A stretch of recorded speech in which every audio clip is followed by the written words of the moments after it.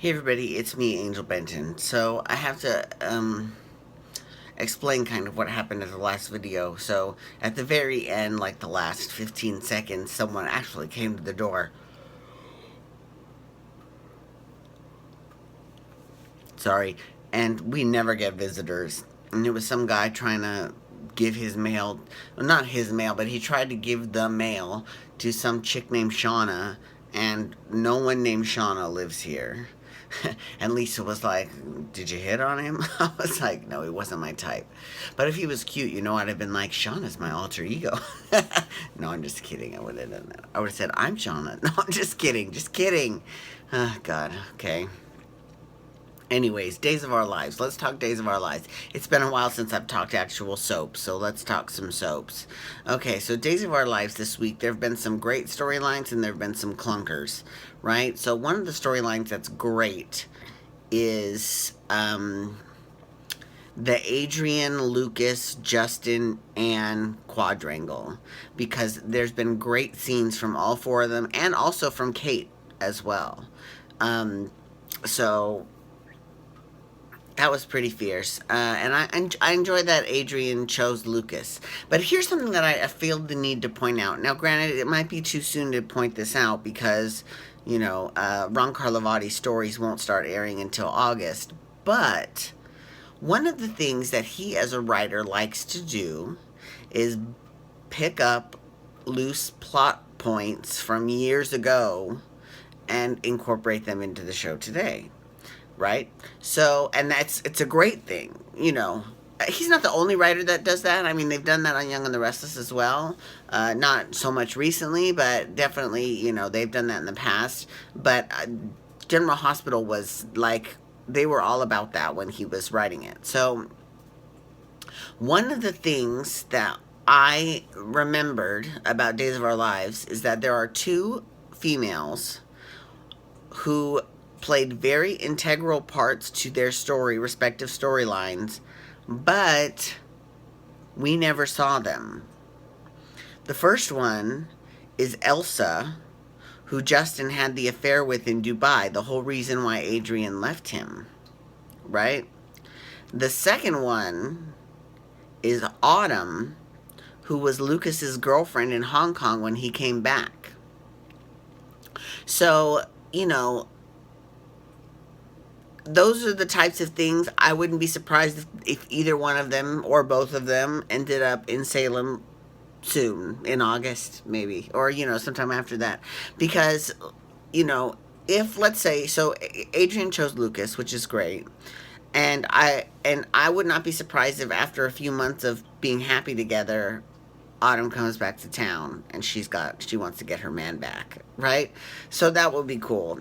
And what would kill me is if Anne and Justin hooked up and they were happy as shit together, because that would just crack my shit up. That would be hilarious.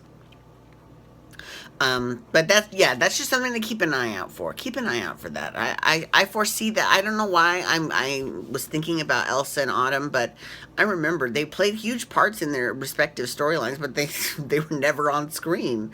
They were never cast. So we'll see how that turns out.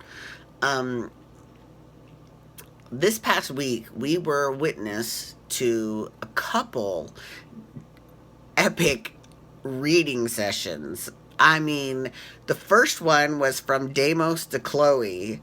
He read that bitch to filth. Now, I'm not a huge Deimos fan, although I do have to say, I mean, Vincent Irizarry is a great actor, and I loved him as Dr. David. Well, I don't even remember his last name, but on All My Children, the character he played on All My Children. But whatever, regardless, sorry, he ripped Chloe a new asshole and just was really hateful to her and told her that the reason why Nicole left is her own damn fault, and she hopes she never he hopes she never finds her, and like it was really bad, right? So I was like, ooh, that's kind of hateful, but I like it. I'm sort of Team Deimos on that one, right? And then, and this was totally out of left field. Victor Kiriakis, who I love Victor. I have loved Victor for decades. When Victor was first written off the show, I was one of the people that protested to get him back on the show. And I told his daughter that too at Sundance, but that's another story. Anyways, because John Aniston is the one who plays Victor. So regardless, so I love Victor. He is the best, right?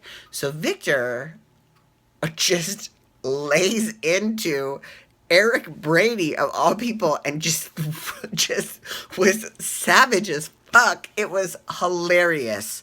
I'm sorry. I liked the character of Eric when Jensen Ackles played it. And I like Greg Vaughn as an actor, and I was excited when I saw that he was playing Eric. I was like, "Oh, he would be a good Eric, right?" But the writing, it has nothing to do with the actors. It's all the writing, and the writing for Eric has just been a snooze fest from day one. So it makes me wonder, why the hell are they bringing him back if he's going to be so fucking boring? Boring.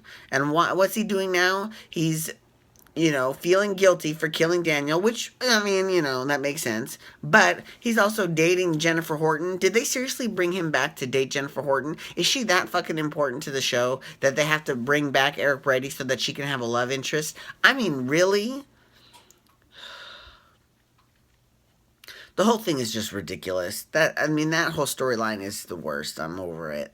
I really am. And you know who I think is criminally underutilized on the show right now? Who was fierce back in the day?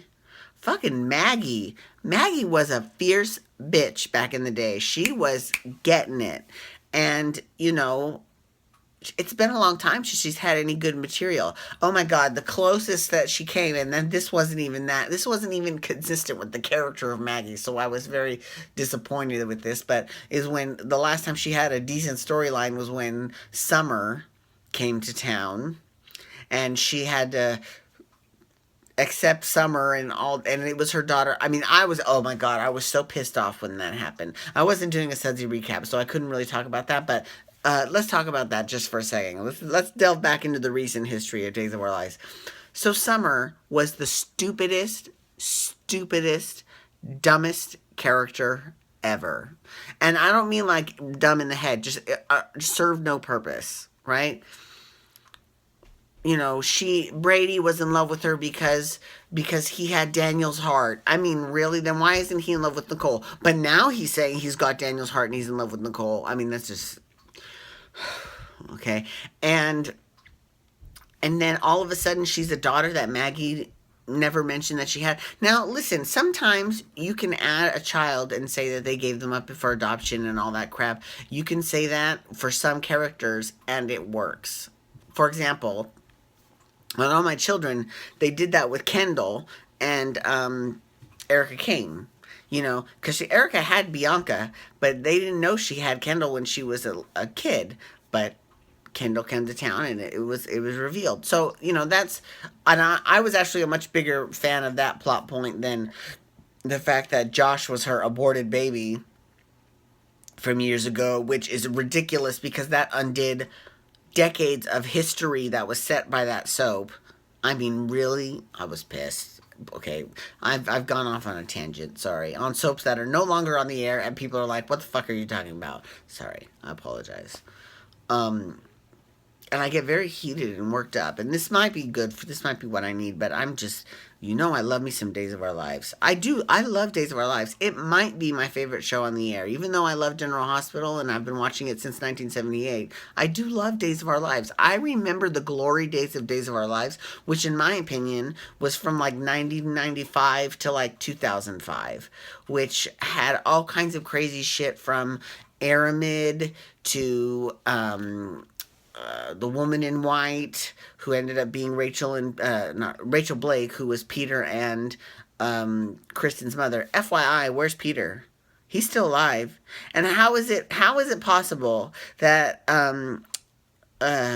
Nick Fallon went to jail was sentenced for 8 years? I don't even know if he even served the full 8 years, and I might have let him go early. But somehow Peter, who hasn't killed anybody, but he kidnapped Jennifer and Abigail, right? He's still in prison. How the fuck is that? I mean, really, is he really that bad in prison? Recast.